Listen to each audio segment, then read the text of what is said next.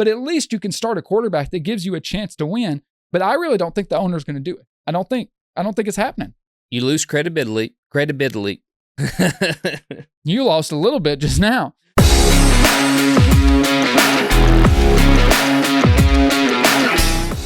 Welcome in, Sports Bluff fans. Week 6 is in the books, as well as all the games that kind of went status quo on Sunday. It was a very usual weekend. It was just how everything should have played out by the books. There were a lot of blowouts. To reiterate that point, by the way, I went 11-2 straight up in my picks. You went 10-3, and we're idiots. So that shows you how by the books this week really was.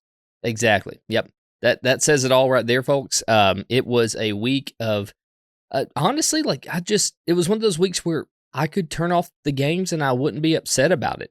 Yeah. You know? I'm a huge football fan, but I just found myself kind of drifting from the TV on Sunday. I would agree. Definitely probably the most disappointing week of the year just as far as games go. Not that any of them were bad, but just kind of by the numbers. The Jags-Bears game was actually pretty good for most of it. The London game, surprisingly. And then the 12 o'clock window, Commanders-Ravens was entertaining. Colts was entertaining. The Bucs just dominated the Saints. And then 51 points, I believe. Right. Packers dominated the Cardinals. Texans dominated the Patriots. And in the 4 o'clock window, a lot of domination too. Chargers handled the Broncos. They let it get close there, but they really were in control of the game. Obviously, Detroit, which we'll talk about. It just was kind of a by-the-books weekend, which I think is good. I think that's okay. It gives us a chance to collect our thoughts, have more of an easy week, because the chaos is coming in week 7. Yeah, that's for sure. Also, the Bengals and the Giants, it was actually a defensive kind of front on both sides. A good game. Both defenses showed up, which was surprising. And honestly, I thought the Giants had a chance to win this football game a couple of times and just came up short. And then, of course, Joe Burrow had to that opening drive by Burrow was fantastic. Was when that he ran 50-yard run? Yeah. Well, I mean, I'm sorry, but when you snap the ball and you see nothing but 70 yards in front of you empty, you got to go for it. So that was a huge mistake. That was the only time the Giants defense kind of really let the ball drop on that one. Yeah, the score looks like it was further apart than it was. That was a close down to the wire game. You wonder what it would look like if Malik Neighbors was there. Well, that last touchdown by, I think, Chase Brown, if I'm not mistaken. Yeah, I think so. So it was like a running, easy score, go-ahead touchdown. Yeah. But if it wasn't for that, we're looking at like a 10-7 game? Because I think they said that the stat was the Bengals were 1-166 wins. So one win to 167 games when they've scored 10 points. That was an insane stat. One of the announcers threw that out, and I thought that was crazy. So they got that final 7 to just go ahead and put it away. Yeah. Can't be on that side of the stats. Can't be 2 and 166. So, but yeah, just a week of pretty, average football. Can I interject and say, on the bright side, I know this isn't what we do in this show. College was crazy. It was. There were so many good college football games. At one point, there were so many overtime games, I didn't know which one to watch. It was just left and right. Here and there, people spitting in each other's faces. It was just Kirby crazy. Smart shoving people. It was a wild weekend. By the way, if you spit in somebody's face, you're out of here. I'd almost rather you punch me than spit on me. That's the worst. It's the most degrading thing. I'm a lover, Ryan. If someone spits in my face, it's on. We don't know what you do behind the closed doors, okay? All right, Tristan, obviously the biggest story, I believe, of the week, and I think you would agree. Probably the only one. The Lions stomp out the Cowboys. I mean, put them to bed. While losing their biggest defensive weapon, I think one of the sack leaders of the year in all of NFL with Hutchinson. That was a weird injury, by the way. Just the way it happened, the way it kind of whipped around. It was one of those freak accidents. It was awful. The good thing is I saw a doctor come on and talk about this, that it's one of those situations where in 8 to 10 months, you're going to see him back on the field. So it's not really career ending, it's season ending. He'll be back. He'll be fine. And except, have a few more screws in his leg. But that'll just reinforce the already, robotic nature of Aiden Hutchinson with how good he is. But I want to point out one thing to you. Both of these teams, I know we weren't going to go stat heavy, and this is the only stat I want to throw out about this game. They both had 60, so the Lions had 66 offensive plays. The Cowboys had 65. The Lions had 492 total offensive yards. The Cowboys had 251. So in the same amount of plays, the Lions were able to double that. And I think it's a testament to show how good the rushing game is, because Jared Goff only threw, I think, a total of 27 times. Dak threw almost double that at 44, so not far off from doubling. But the biggest takeaway from this game is the Cowboys had 5 turnovers. 5 turnovers. It started right away. That early Dak interception, you just felt like it was going to be one of those games. And it's kind of the typical Cowboys conundrum, only amplified. We've talked about this before. Obviously, Dak Prescott's not Josh Allen, but similar to... I know. Shocking take. Hot take. But by the way, 0-3 at home. Just want to point that out. Wild. 0-4 going back to the playoff game as well. Yeah. So you've talked about this before with Josh Allen, with Dak Prescott. You said if the team doesn't put so much on his shoulders, he can be good. We've seen Dak be a good quarterback. Obviously, he's going to have the egregious errors from time to time. That is kind of the player he is. But I just can't get over the fact, and I hate to just keep beating a dead horse, the Dallas Cowboys can't run the football. They just can't. And when you can't run the football, obviously I would like to see more carries, but it's not like they just didn't try, but they just absolutely cannot run it. Then they get away from it. Then they're throwing 50 times. Pair that with the fact that their defense couldn't stop anyone. I mean, the Carolina Panthers might put up 30 on the Dallas Cowboys. I know they got the 2 defensive injuries with Micah Parsons, but it's not excusable either way. They're going to a new defensive coordinator this year with Mike Zimmer. I know they're kind of changing their defense. It's not working. It's a really bad situation. I made a lot of dumb predictions this preseason. One of the ones I think might be looking okay is I picked the Cowboys to miss the playoffs. So let me throw that at you. Is there any chance they can turn this around and become a playoff team? Because I didn't think they were preseason. I sure as hell don't think they are right now. I'm going to go ahead and say no to this. And the reason why is because the other talent in their division. So you have the Commanders that are on a pretty hot streak right now. Yeah. And if they continue the way they are and their defense keeps improving, I think this is a team that could win the NFC East. I think it's possible. Jaden Daniels could single-handedly do it. And I think that the Eagles are definitely a lesser team than they have been in the past. And then the Giants are one of those just nagging teams that just stay in it somehow. And they have a pretty decent defense, and they're playing with nobody. So I think they're playing better football, the Giants are, than the Cowboys right now. And the Cowboys have a much better roster. Opening up at 0-3 at home is a huge mark against Mike McCarthy and Jerry Jones and the whole organization. They haven't done things right. You mentioned the running. It's hard to run the football when you're down by 3 scores, by halftime. So I understand they had 17 carries for, I think, 80-something yards, averaging 3.1 per carry. The failure run's not exclusive to this week, though. No, I understand your leniency, but this is a thing going back to week 1. You know what I mean? Yeah, it is. It is. But, when you're in a negative game script, you have to score, throw the ball 40, 50 times. They kind of compound on each other, right? You can't run the football, so then you get behind, so then you stop running the football, and the problem gets bigger and bigger. Yeah, but you can't have 5 turnovers either. No, not against Detroit. And I don't know the exact number, but I'd be willing to bet that the majority of those, 4 out of 5 at least, the Lions capitalized on and scored on. To score 40-something points in an NFL game is a big-time mess-up on defense to the other team, right? It's hard to score that many points in an NFL game. Ryan, Detroit was putting their offensive lineman at wide receiver. I mean, they were straight mocking the Cowboys at one point. Mocking them. So to answer your question, circle back to that. No, I don't think so. I don't think that the Cowboys have any chance of even making a wild card playoff run this year. I think we're going to see some big changes. I think somebody asked Jerry Jones if Mike McCarthy was going to be fired or if that was even in the talks. And he's like, no, why would it be? Or something stupid like that. It's I'll tell you why it should be. It's because he's 0-3 at home, has a great roster, and can't manage to put together a football team that can play competitive football against any team in the NFL. And when you do play competitive, you wind up screwing it up and losing it at the last minute. So I think that this Cowboys organization is, from top down, has done things completely bass-ackwards, and they need to reevaluate. Dowdle can be a starting running back, but they don't utilize them enough with 17 carries. They just give up too early. They get behind, like you said. It's a catch-22. You can't do one without the other. You have to be balanced. That's exactly what the Lions did on Sunday, and that's why they won the game so big. The only thing I'll push back on you on is I don't think it's a great roster. I think that's where the majority of the problems stem from. I think when we've talked about it all offseason, it was the point of contingency. Jerry Jones saying we're all in, and apparently he has a different definition for what all in means. He must not be a poker player. I figured he would be with all that money. They didn't do anything. Now, they couldn't because of the way they were hampered by the Dak contract, but then they signed him right before week 1 started. It just feels like typical Cowboys, like lost without a paddle downstream.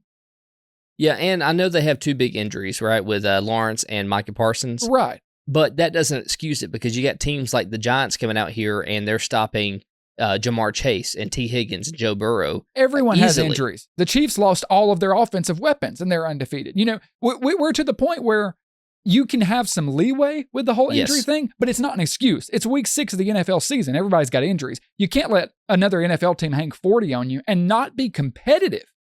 Well, they still managed to do it. So out with McCarthy, in with, I don't know who else. Maybe Belichick. Last question. How much of this, because I'm conflicted at this myself, how much of this season do you put at McCarthy's feet? Because I just don't know if it's the majority of it. But at the same time, you can't just let it go. We know McCarthy's a good coach, but how do you run it back after this year? Whether it's his fault or not. If you're in management in general and your team's performing poorly, it reflects back on you. You are the sum of your record. And that's where Mike McCarthy finds himself. Whether it's his fault or not, he's going to take the blame. He's going to take the fall for it. I don't know, man. I think Jerry Jones has a lot to do with it. I think Mike McCarthy has something to do with it. And then I also think that Dak just isn't playing good football this year. But we know that Jerry and Dak aren't going anywhere, so that leaves one. Oh, Mikey Mike. I think he's going to be out at the end of the season if it doesn't improve. Like if they don't finish, Lord have mercy, if they have a losing record by the end of this year, which is very plausible at this point. Oh, yes. Then I think Mike McCarthy is for sure out. If they're not, I could even see him being out with a winning record if he's only 1 or 2 over 500. So I think that there's a good chance we see a new head coach at Dallas next year. Just to prove that point, we talked about from the beginning of this season how it felt like a lame duck year for Mike McCarthy. So we were talking before the season kicked off that this felt like a lame duck year for McCarthy. So then you peek into week 6 and they look like this. Why would it be any different now? Yeah, I can't find a reason.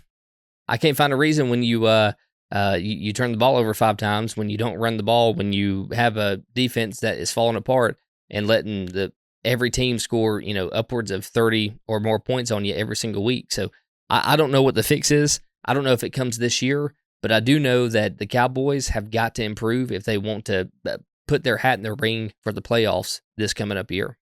Tristan, do you ever get so mad at people that you just yell at them? Because I can tell you somebody who does. Not people that are on my side.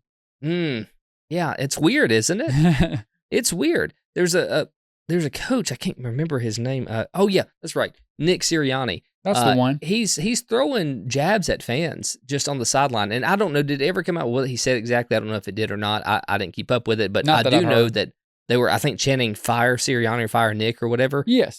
But so he just threw a temper tantrum is what this really boils down to. Do you expect as a fan base to keep Sirianni going forward? Like, do you think that this is we're talking about coaches on hot seats like crazy right now because there's like 5 of them I can name off for you that I think you could have a justifiable case to fire them on the spot right now. Nick's ass is warm. No doubt about it. Yeah, very. Who's warmer though? McCarthy, him, or Doug Peterson? I say Sirianni's is the warmest. I mean, you might say Peterson is. Yep. Okay. He's won one game, Tristan. He's won one football game. No, I understand. You'd probably be right. I'm just saying the Jaguars are kind of bad. Like Trevor Lawrence is playing bad. The Eagles have talent. They're not as talented as they were, but they do have talent. What Nick Sirianni did is just the definition of immature. First off, even if you want to yell at the fans, okay, I get that. You don't do it.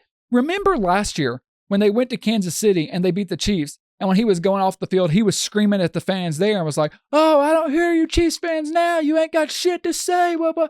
That was immature, and I didn't like that. But at least in that scenario, if you're playing devil's advocate, you could say, "Oh, they're in an away stadium. He's doing it to the away crowd."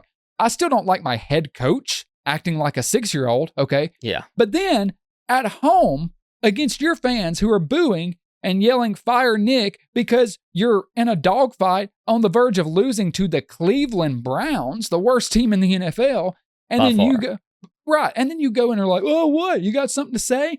That's already bad enough. And then Ryan, he did the trifecta. He did the hat trick by bringing his kids to the press conference as a human shield so he couldn't be asked any tough questions about it. I don't have strong feelings about a lot of people in the league. We don't get on this podcast, this show, and go, "Oh, I really can't stand that guy. Oh, I can't stand him." Like, I think he is a disgrace to the profession. And I'm not trying to go hot take. I'm really not trying to light it up.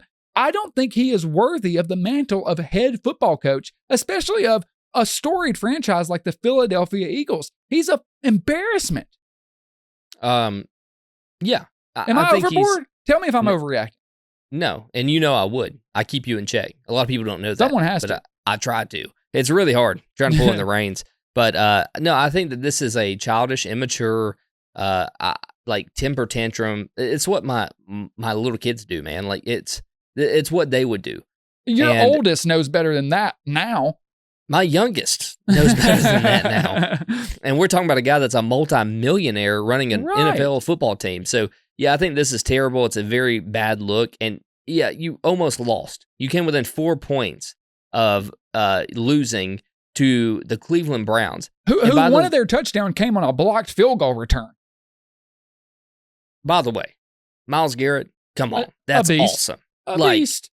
And then, flip side of that, Deshaun Watson, oh my God. I know this wasn't in the script, but like we're already here talking about it. Sirianni, we can move on from. We know it's childish, stupid, whatever. But can there be a worse quarterback on the planet right now than Deshaun Watson? Tristan, he's not missing contested throws. He's not missing double coverage shots. He's missing wide open guys. Like, you could make these passes. You know what's sad? I think that was one of his better games. And he still missed some wide open guys. That's what's sad. If you watch the tape, you're like, yeah, that might be his best game of the year. And he's terrible. Right. You said, can there be a quarterback playing worse than this? Maybe there can be, but I ain't fucking met him. I think Trevor Lawrence, scratch that. I know Trevor Lawrence is playing better football, and I hold him as one of the crappier quarterbacks in the league right now. At least he will occasionally make plays, or like in the London game, Brian Thomas Jr. dropped a play. I might have been Christian Kirk. Like, he had a couple of drops. I thought, as bad as Lawrence has played this year, which has been bad, let's not excuse it, I thought in the London game for a majority of it, he played all right. Deshaun Watson, there's no bright spot. I would take Drake May over Deshaun Watson right now. I would take every quarterback in the league over Deshaun Watson. I'd take Jameis Winston over him. I'd take not the rookie, but Dorian Thomas-Robinson would start over him. Start anybody. When does Winston come in? It's not happening. It has to. If the owner finally says okay, but I don't think the owner will allow it. The owner, because here's the problem. It's pride then. It is. That's exactly what it is. That's all it is. We talked about it a little last week. We got a video on it. If you guys want to, go see our detailed thoughts, we'll link it here because they haven't changed much. The owner letting them bench Watson is him admitting he messed up. Yeah. We all know he messed up. So I don't know why you won't just admit it. It's something, how many times in your job, sometimes you mess up. Good leaders, and I'm sure you have this with your bosses. I know there's not a ton of people over you, but anyone that's over you, when they mess up, good leaders, they come and they say, hey, I messed that one up. I'm owning it. Let's move on. That's what you should do. To sit there and pretend you haven't only compounds the issue. You can't escape the cap issue. You're stuck. There's nothing you can do, but at least you can start a quarterback that gives you a chance to win. But I really don't think the owner's going to do it. I don't think it's happening. You lose credibility. You lost a little bit just now. You lose respect and credibility when you don't admit fault. So the Browns fan base already is an unhappy bunch. Why not just go ahead and admit it? Admit that you screwed up, save some face, and maybe you earn some respect out of these fans, and you maybe win a couple of football games that the trajectory you're on right now, you aren't going to win. Like, I don't know. I'll tell you right now because I haven't pulled up, ironically. The next few games they have, the Bengals, the Ravens, the Chargers, they're not winning any of them. And then they come back after their bye to play the Saints, the Steelers, the Broncos, the Steelers, the Chiefs, the Bengals, the Dolphins, the Ravens. Tell me where you see a win. If they end the season with 5 wins total, I would be shocked. I would too. If they roll with Deshaun Watson. If they Correct. put Jameis in, I know Jameis has his bumps. I know he throws interceptions. Here's the thing. You can throw 4 interceptions for all I care. Look at Baker Mayfield. He threw, 3 or 4 interceptions on Sunday? Yeah, and tell the Browns. hung 51 points. Tell the Browns to look at Baker Mayfield. That's why I brought him up. He looks like one of the best quarterbacks in the league. Well, he is. He is so dialed in on his throws, man. And some of those picks, like, I'm not being a Baker defender. You're more of a Baker defender than I am. But a lot of them were tip balls. And I think that's just because, he's just got that elbow and that shoulder grease so much. They're coming in there. That's kind of the Baker experience, though. He's got that little bit of Favre in him, that little bit of recklessness in him. He does. But we've seen he'll dial it in, though. This year, by the way. And I think that's what's taken. We've gone all over the place in this segment, and I like it. It's okay. That's what's taken Baker, I think, to the next level. Because I've always been a Baker defender, going back to the very beginning on this show when he didn't have a job, and you agreed with me. I said, you can't tell me he's not one of the 32 best quarterbacks in the league. I was like, he obviously is. He deserves to be a starting quarterback. But I am even surprised that he is up to the level this year because he's using his legs more, because he's being athletic. And on the other side, you've got Cleveland in this situation. I think start Jameis, or honestly, I even think maybe starting DTR, because at least he's on a rookie contract and he showed a little bit of promise. Like, we know who Jameis is. If this season's already lost, because as much as we like to pile on Deshaun Watson, let's just be honest, the Browns have issues besides Watson. Like, they're a rough football team, even once you take away Watson. They got a lot of issues. So I almost would rather start the sophomore and see how he does, because if he can play well and we can have a starting quarterback on a rookie contract, that can minimize some of the losses we're taking from the Deshaun Watson contract. Last thing I'll say about the Browns, I think what they're doing is waiting till Chubb comes back and seeing how that affects Watson. Now, I got news for you. I don't think it will. I think he'll still be a sucky quarterback, and they'll be playing from behind most of their season. But I think that may be the thing that they're waiting on, to say, well, let's just give Chubb a chance to change this offense. Let him be the guy that kind of generates steam in this offense, because Jerome Ford can't do it. Anybody else they put behind Deshaun Watson can't do it. Well, the offensive line isn't good. It's not. But I don't think bringing Chubb back, who, let's be honest, we don't even know how good he's going to play coming off that gruesome injury, second injury like that in his career too. It's going to be a rough road. He's an older running back in terms of, how old you play until you kind of wear out as a running back, except for the anomaly Derrick Henry. But I think that even bringing Chubb into this offense isn't going to change anything. So maybe once that happens, they'll have an epiphany and say, oh, I wonder if we should put, DTR or Jameis Winston in. I think Jameis Winston is their best shot if they want to try to salvage the season, but it would have to be done by next week for them to even make a difference, in my opinion. Or else, I think, like you said, maybe roll Watson to the bye week, roll out DTR and say, who gives a crap? He's on a rookie season. We're already tanking this year. Let's see what we got. And then if we suck so bad that we get an early draft pick, hey, then we can use it on another quarterback. Right, because if you get good play from the guy on the rookie contract, nothing's going to minimize the losses you pay to the Watson contract. But if you've got a talented starting quarterback on a rookie contract, at least it somewhat balances the scales. You know what I mean? It helps a little bit. You're going to have a high draft pick. You mentioned last week, sorry, I just wanted to touch on this. You mentioned about at what point does the locker room, rebel and say, this guy doesn't give us the chance to win? I feel like they already know that. They're probably already to that point. My question to go on top of yours would be, when does that get so loud that the owner can't ignore it? Because obviously Stefanski's not in control. He wishes he was. I think he's a good coach. I feel bad for him. But when does the, hubbub, for lack of a better term, from the locker room get so loud, so constant that the owner has no choice but to say, okay, fine, I give up?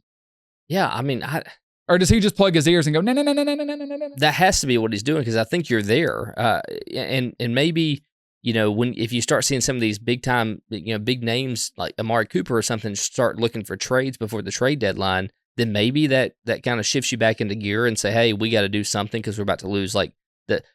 Amari Cooper's been targeted like one of the highest rates of all wide receivers, but he's caught like a quarter of all the passes. Well, he's played bad too, though. He's not played great, But also, there's been some really bad passes. Like, you can target somebody all day long, but if you don't hit them in the chest, then it's kind of hard to catch the football. Well, it's one thing I'll say. You were talking about like Sirianni and a coach, like a bad quarterback, it brings the whole ship down. It brings everyone down around you. Yeah, and honestly, like, if you look at the teams that the Browns have played up to this point, the second half of their season is way worse. Yeah. Because they played the Cowboys. They lost against them in a pretty big shutout. They won against the Jags. That's comical, actually. Right. The only other most sucky team in the league. Then they lost against the Giants. They lost against the Raiders, another terrible team. They got shut out pretty much by the Commanders, 34-13, and then they almost won against the Eagles, which is just a testament. It's just not a good team. So now you got to come and play the Bengals, the Ravens, the Chargers. You got to play the Giants again, the Saints. Like, you got to play all these Steelers twice. Yep. Yeah, and then you got to play the Dolphins in Week 17. You'll probably have Tua back at that point. So you're playing all these high-powered offenses. Get ready to see the Browns go down. Yeah, it's tank season. Well, it's that time. It's time to talk about the Bills and the Jets. Great Monday night game. It was fantastic. I watched the second half. I didn't catch the first half. A little tied up, but I will go back and watch that. But did you see the Hail Mary? So I saw clips of it on X, but first time I've actually used X instead of Twitter. I was shocked. I was shocked. I don't do it often, but I did have so I picked the Jets to win this game solely because the head coach boost. The head coach boost at home. That's it. And we haven't really addressed the firing of Robert Saleh. Well, by the way, if the kicker would have made the kicks, Jets could have won the game. They missed 2 or 3 field goals. So the Bills would have been down 26-23. But I do think that just based off that last drive where Josh Allen got that first down, they were finding that rhythm in the run game. The Bills were the better football team. Oh, much better. Yeah. And we thought this, Jets team was going to have a terrific defense. And they have a pretty good defense, but actually, they've had some points put up on them lately. I don't want to pull out the receipts, but when we did our preseason predictions and you picked the Jets to squeak into the playoffs, I said the defense has been great so many years in a row. I feel like we're going to have a bit of a regression, and I don't expect the offense to be good. The Jets' defense is still good. They are not great. The Jets, again, I gladly, guys, go look at all the things I got wrong because it's most of the things I say. But when I get something right, I'm going to pat myself on the back. The Jets are who I thought they were. I'm not going to put the receipts is the same as saying, like, hey, no offense, but it's the you look a little thing. chunky today. It's like you can't preface an offensive statement and just make it okay. When's the baby due? Right. I'm a guy. But yeah, I think that this is a really, really good game for the Bills. Like, I know it was close as far as scoring goes. It should be. It's a division game. This was the Bills winning. Yeah, not only that, they won without James Cook, which is a big part of their offense, right? They were able to still salvage a run game. Ray Davis stepped up. Ty Johnson, I think, had like 1 or 2 carries. Ty Johnson did, but the story of the game was Ray Davis. Yeah. Right from the get-go. I think he's a rookie, if I'm correct. I'm pretty sure. 20 carries for 97 yards, 4.8 a clip. But the dude is straight running over people. I mean, he looks good. Between the tackles and just smash mouth football, it's kind of refreshing to see. Great vision, too. You see a lot of these like outside runs nowadays with some of these, like you even saw it with the Jets, right? Like Breece Hall, they did a lot of pitches outside and these toss plays and things like that.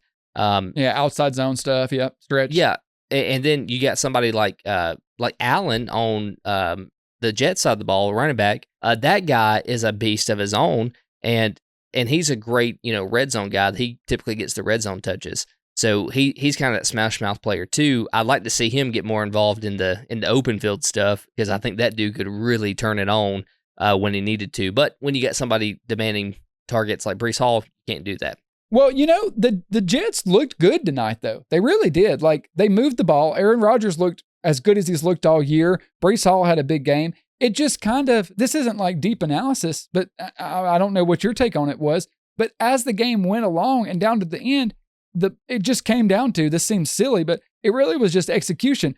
When they had to have it, the Bills made plays and the Jets didn't. That's it. And that's the mark of a better football team. The Jets played well tonight. I thought they looked fine, but the Bills were better. The Bills are a better football team, and it came through tonight when both teams really needed a victory. The play of the game to me was obviously the interception at the end.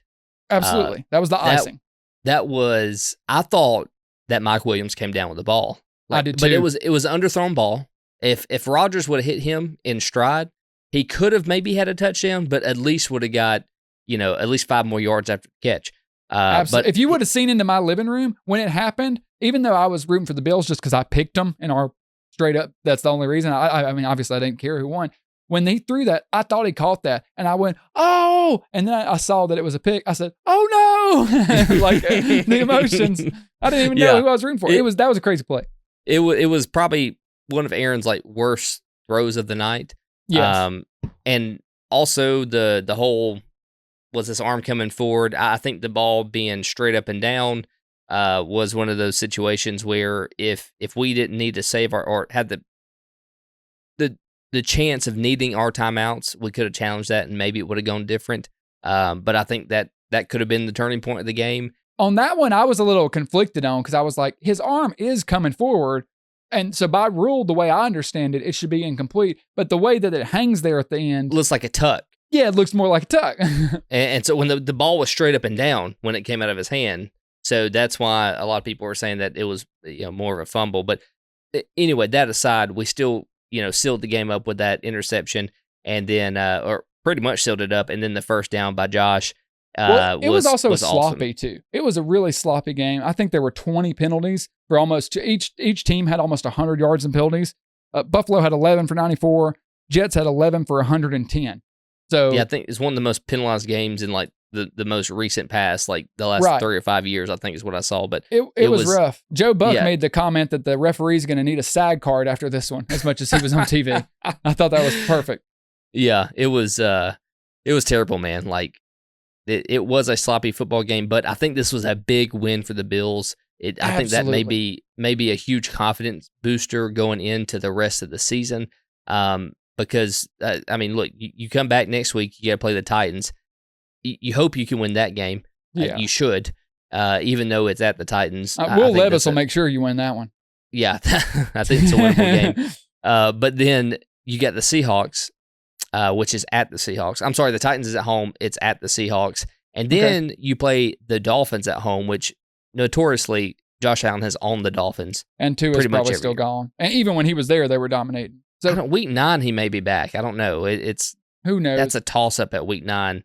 But then you got the Colts and the Chiefs before your bye week. Okay. So you should win 4 of those games, 4 of those 5 games. Yeah. And if you do that, then, looking at the good thing about the Bills is your only big opponent so far this year has been the Jets, and you just beat them. Okay. So let me ask you, last thing, and we'll get off the topic. We'll wrap the show up. I don't know that I feel any different about the Bills after tonight. Obviously, a win's a win in the NFL. A division win, all the much better. They take the lead of the division. I never doubted that they were going to win the division. I'm still confident about that. What I don't know is, are they good enough to really compete in the playoffs? Because I kind of feel like I have to eat crow and start to admit that you might have been right. You're really starting to feel the lack of talent at receiver, aren't you? Yeah. And I was defending the receivers, and maybe, I know Shakir wasn't a big factor coming off the ankle injury or whatever, but it was specifically watching this Monday night game against the Jets where I was like, man, they need some receiver help to really make a run at it. If I'm the Bills, man, I know the whole cap situation, everything, but I'm calling Amari Cooper. I'm calling Devontae Adams. I'm calling whoever, some alpha out there. Someone. Please. I think Amari Cooper is a great option right now. I think so too, because he's cheaper, hasn't played good. He's not going to cost you a lot. And it's like if he hits, he hits, and if he doesn't, he doesn't.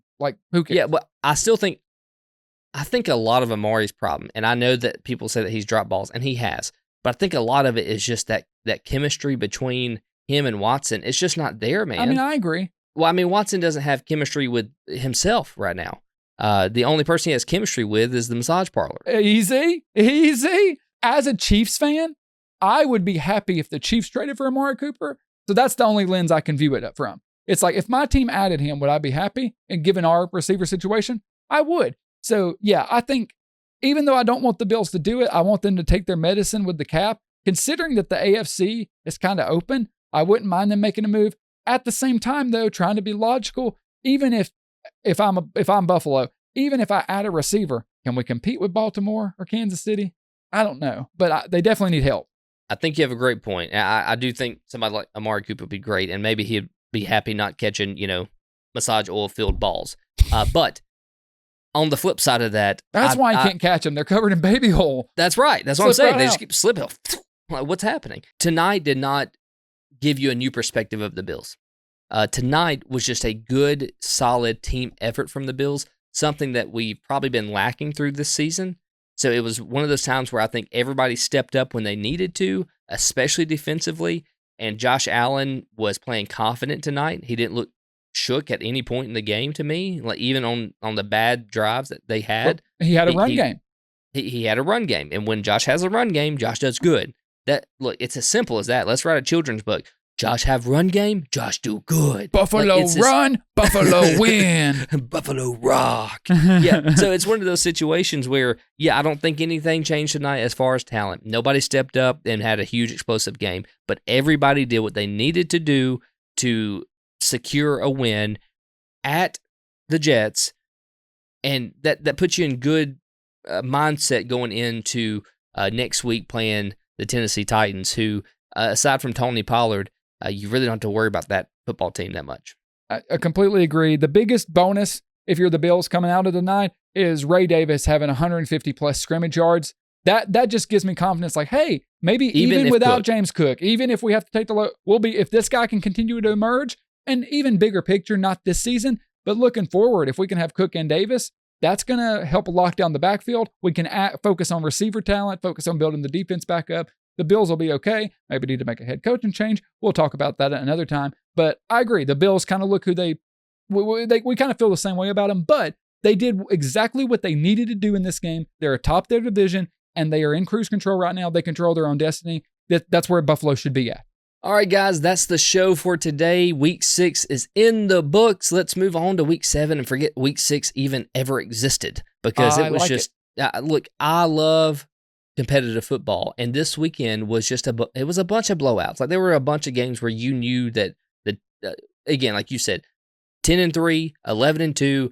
We had a great week of straight up picks, and I think that's a testament to say, hey, every game that we thought would go the direction it went, it happened. Like, everybody put on the show we thought they would. There was no big surprises, a few bumps in the road with injuries and things like that, like Hutchinson on the lines. But ultimately, when teams are scoring 51 points, it's just kind of a letdown, because you want to see these battles. Like, this is one of the only weekends I can think that college football was 10 times better than NFL was this Sunday.